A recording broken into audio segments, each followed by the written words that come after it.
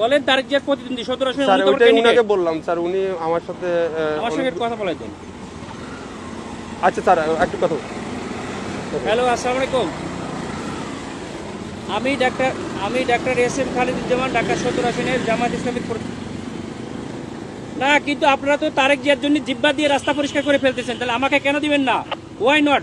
আপনি শোনেন, আপনার নাম কি বললেন?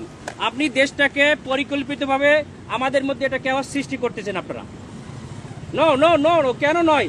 আপনারা দেশটাকে ধ্বংসের দিকে নিয়ে যাচ্ছেন এবং কিছু অফিসার নিজেদের ব্যক্তি স্বার্থ হাসিলের জন্য আমাদের সুপরিকল্পিতভাবে 5ই আগস্টের পরে আমাদের দেশটাকে আপনারা ধ্বংস করতেছেন, আমাদের দেশটাকে পুরো ধ্বংসের দিকে নিয়ে যাচ্ছেন আপনারা।